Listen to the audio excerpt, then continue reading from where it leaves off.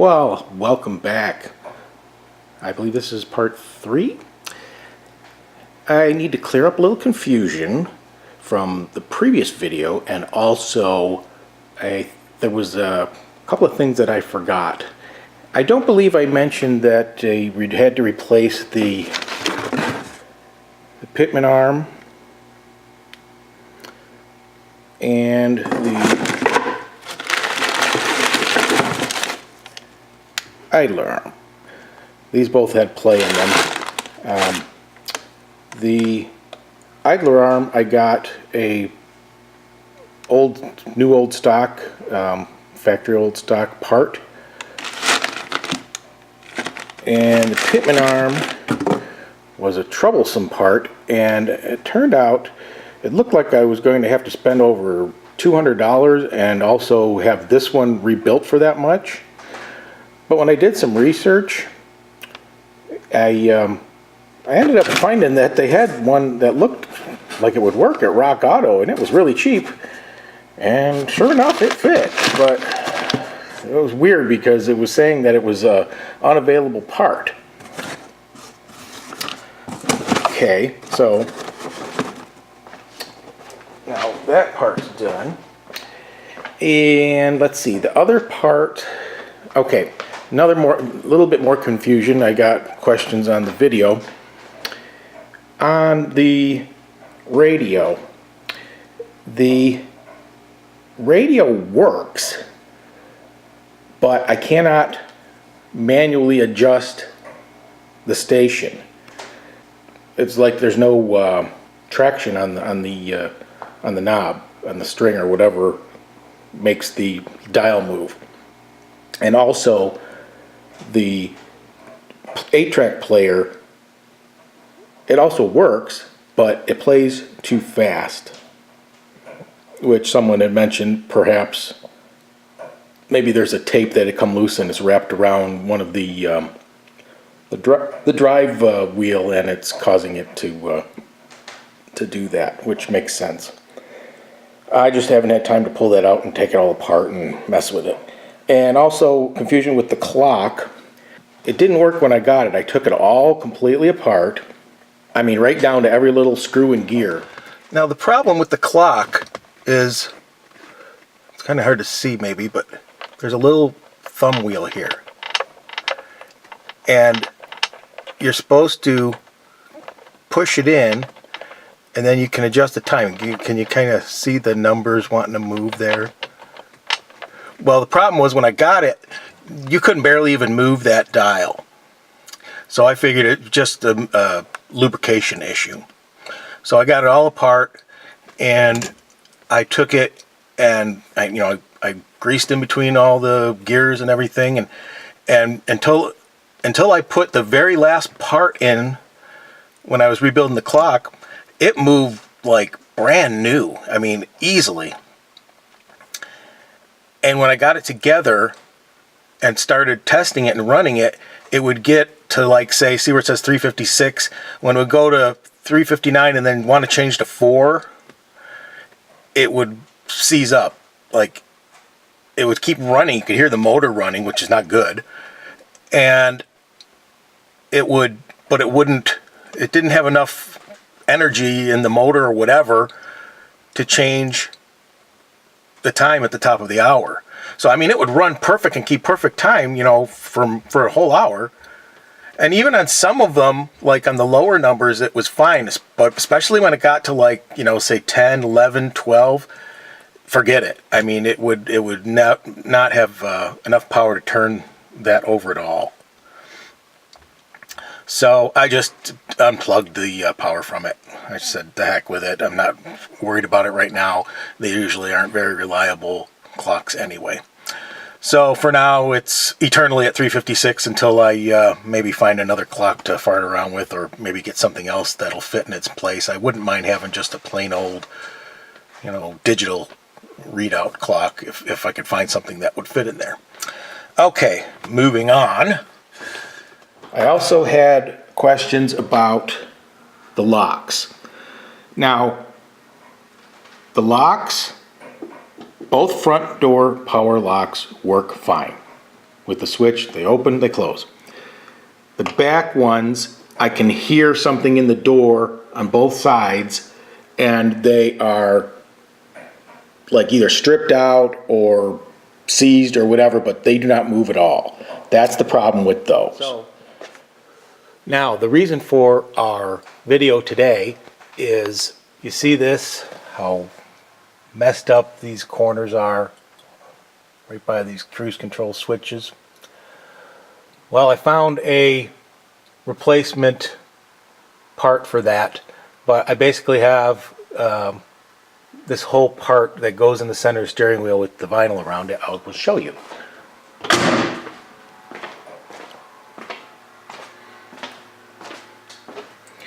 I got this one from somebody online.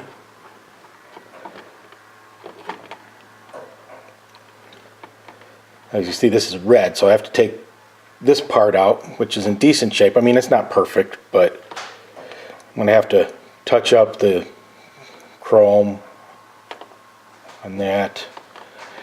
And as you can see, it's held in by these two screws in the back of the steering wheel, and then there's all these fasteners inside here to take this thing all apart. So that's what we're going to do in this video. We're going to attempt to make that other one look at least as decent as this one.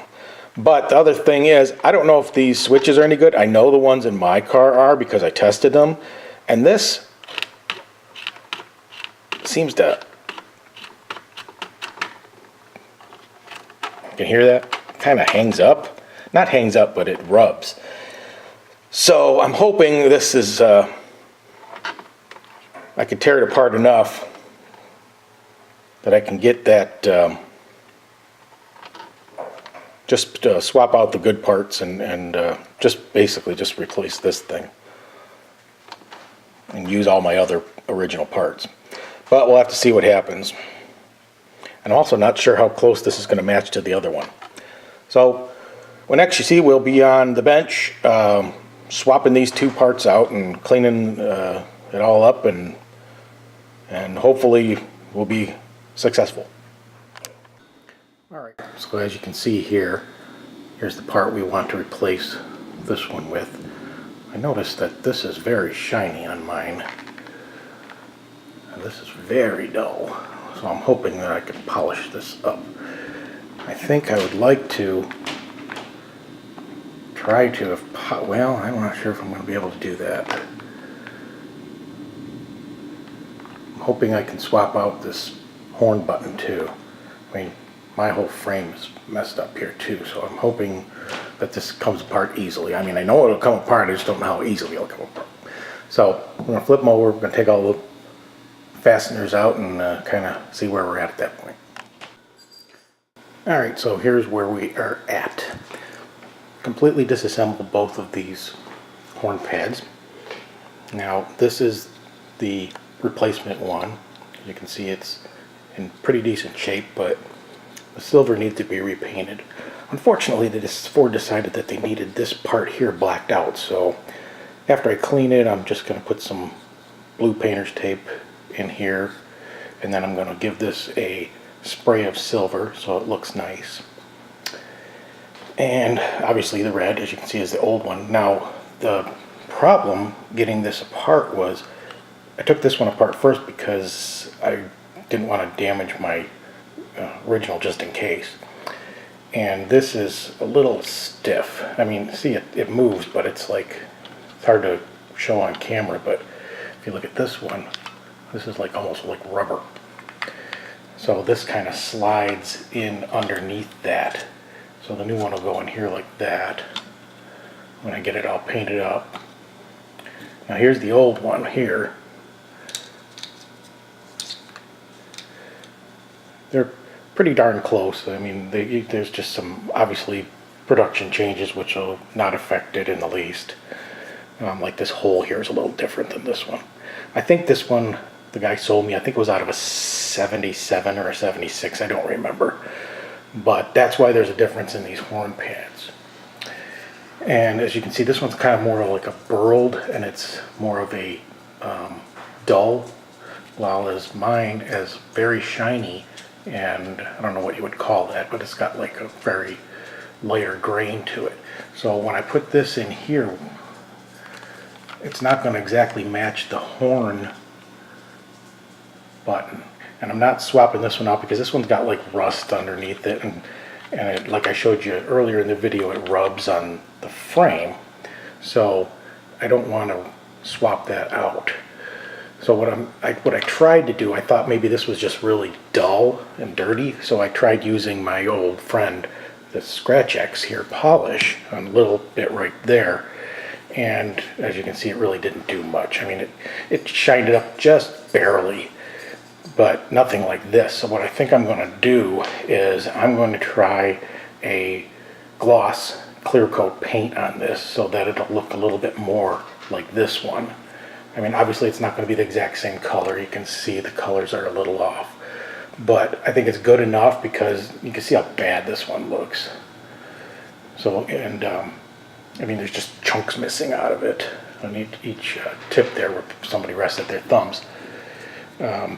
So anyway, I figure, well, it cost me 40 bucks shipped for this whole pad to do this experiment. I think it'll look good enough.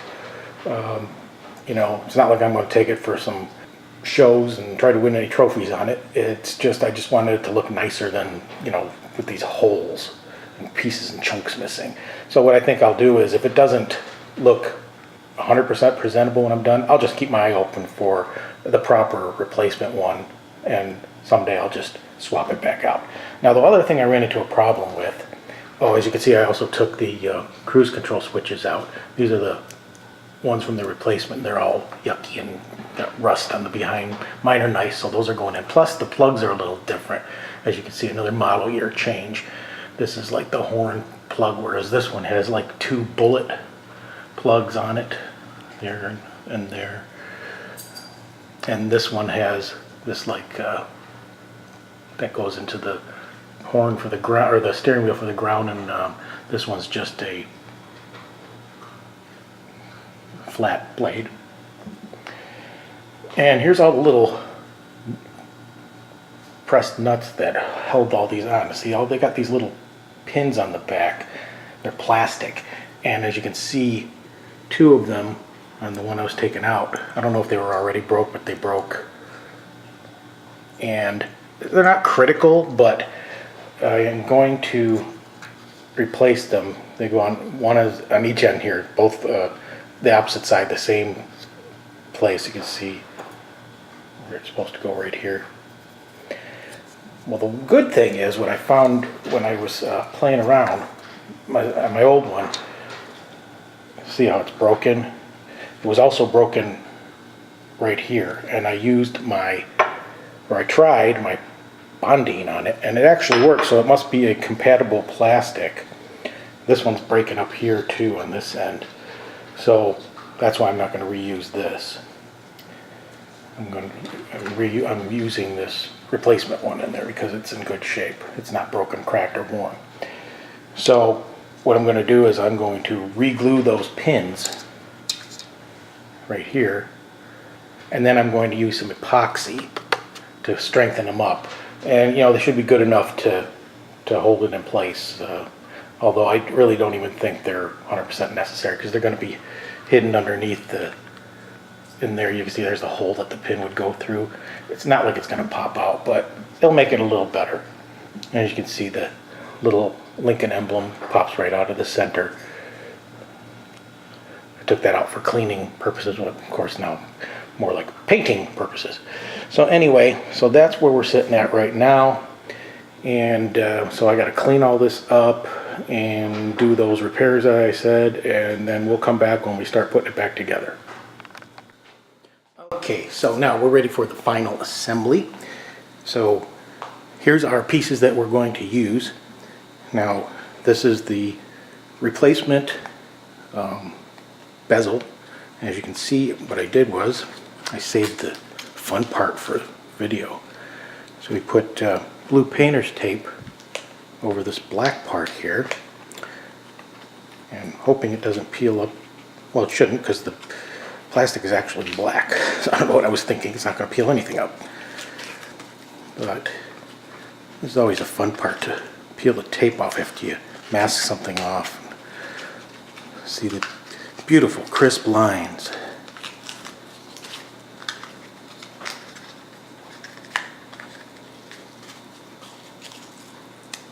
So, there we go. That's good as new. Now, as you can see up here, I don't know if it shows very well in the camera, but I glued these in with the Bondine. In fact, this one was cracked. And then I went over it with the clear epoxy to strengthen it. Did the same thing on this one up here in the corner. So hopefully, they seem like they're pretty strong. I mean, I can twist them, they don't like break out. So I think they'll be good enough to put these little nuts on that hold those in. So now basically what we're left with is reassembling this. I did run into one issue while I was cleaning this. As you can see, that cleaned up pretty nice. I had all black all over. I mean, this was hard to clean here, but I think that's about as good as I can get it. I'm going to put a little bit of conditioner on here to shine it up a little bit after it's a little dull from cleaning it, but it's definitely cleaner. But this popped off while I was cleaning it, and there's nothing more that holds it in than these little tabs here, which, watch here when I push. That's just what holds the horn button on the springs from popping out. But I mean, when this is on, this has a beveled edge on it, so this goes over the top of it. It can't come through this. So that's not like it's going to pop out, you know, while you're doing the car. So I'm hoping that that'll stay in place. I don't see why it wouldn't. But if worse comes to worse, and it does, I always got this one over here, the old one. But what I'd have to do is I'd have to tape this off and hope that it doesn't peel up with the tape, and then repaint this, because this is like really worn. I didn't do this, but this is not too bad. It's not as bright as this, but I think once it's all together, you're really not going to notice much of it. And here's the part that I was after, basically. As you see, what I did with this was I cleaned it really good, and then I gave it a clear gloss paint coat. Now, it's not as shiny as the original because that has no texture. This has like a wood texture because it's a different pattern on the decal. But I think once you get it all together, it's not going to be really that noticeable unless you're like somebody that's really finicky and picky. But what I'll probably do is just keep my eye out for a replacement of the one that has the exact wood look to it. But I mean, as you can see, they're just a shade off. I mean, besides the wood pattern. So that's not a big deal. It'll look better than the holes, the broken pieces on the tips. So now, okay, so sorry for the lighting. It's starting to get dusk out. There's really not enough ambient light, and not a whole lot of light in the garage here I can access, so I just use a flashlight to show you it's all back in here. I cleaned it up. Grab this.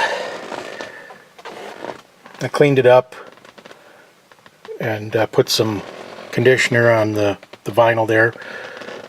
I mean, like I mentioned, I don't know how many times in the video, I'm trying to get the best light here that I can. As you can see, there's just a slight difference in the shade, but to the average person, they will never even notice that. So I'm more concerned about how yucky it looked on where the thumbs went on the steering wheel. So basically, we're all back together and ready to drive again. And the horn works perfect. So thank you for watching, and stay tuned for more videos on the Lincoln, and more videos on toys, and more videos on all kinds of stuff. The toy room's coming. I'm going to have a update on that soon. I got cases, the first round of cases coming, and everything should be coming together nice. So hope everybody's enjoying their summer coming, and stay tuned, like I said, for more and more and more and more and more.